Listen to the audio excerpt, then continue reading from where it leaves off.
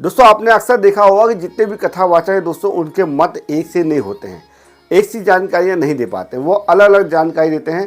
जितने भी कथावाचक हैं दोस्तों, उनकी कथाओं में आप ये देखेंगे कि अलग अलग तरीके से हर चीज़ का वो वर्णन करते हैं, वो भी अपने हिसाब से। इसके विषय में श्री परमहंस योगी राज जी, श्री शक्तिपुत्र महाराज जी ने क्या बताया, आइए देखिए वीडियो क्लिप। युवा आते हैं, मुझसे जुड़े लोग आते हैं, मुझसे पूछते हैं कि राधा रानी के विषय में क्या 9-10 साल की उम्र तक की अवस्था का ही गुणगान किया जाता रहेगा? उन्हें पूरी जीवन की यात्रा में क्या की? अरे तुम्हारे बड़े बड़े कथावाचक भटकते हैं, कोई कह रहा राधा जी ने कहीं शादी की, कोई कह रहा कहीं शादी की। इस अज्ञानता में समाज को दिशा देने वाला कोई राधे का भक्त तो आएगा, कोई तो उभर करके आए जो समाज में माता राधा के बारे में स्पष्ट वर्णन करे। ये महान शक्तियां हैं, इन महान शक्तियों को सामान्य क्रम में लेकर के तुम अपनी कथाएं कहने और जीवकोपार्जन सामान्य का जीवन जी करके उनका उपयोग न करो।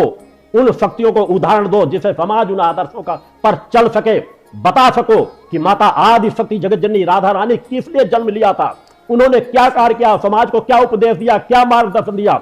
हमारे जितने देव पुरुष आए हैं, जितनी देव शक्तियां आई हैं, उन्होंने समाज को एक दिशा दी है, एक मार्ग दिया है, एक उपदेश दिया है, किस तरह का जीवन जीना, किस तरह का जीवन नहीं जीना उनके जीवन की पूरी यात्रा गुजरी है। केवल काल्पनिक कथाएं एक के बाद यदि मैं उन काल्पनिक कथाओं का भंडाफोड़ करना शुरू कर दूंगा तो तुम्हारी जड़ें हिल जाएंगी कथावाचकों की।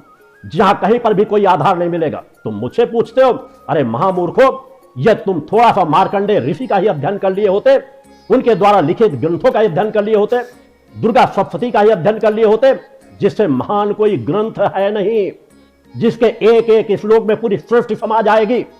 क्योंकि माता आदि शक्ति जगत जननी जगदम्बा के लिखे हुए शब्द है, माता आदि शक्ति जननी जगदम्बा के लिए लिखे गए हैं। एक एक श्लोक में पूरी सृष्टि का विस्तार जुड़ा हुआ है। उसको यदि समझने का प्रयास करते हो, एक एक चीजों को उठा करके बस उसका वर्णन करना शुरू कर दो, आगे पीछे कोई अध्ययन न करो, सृष्टि के बारे में अध्ययन न करो कि ब्रह्मा क्या है, विष्णु क्या है, महेश क्या है, महासरस्वती क्या है, महालक्ष्मी क्या है, महाकाली है क्या है, इनकी दिव्यता का न समझ सको। और इस तरह के अनेकों लोक कौन से हैं और किन लोगों की कौन सी शक्तियां, सब लोगों का संचालन कौन कर रहा है? केवल गोलोक धाम से संचालन, गोलोक धाम तो एक धाम है, वो भी उसी क्रम से जुड़ा हुआ है।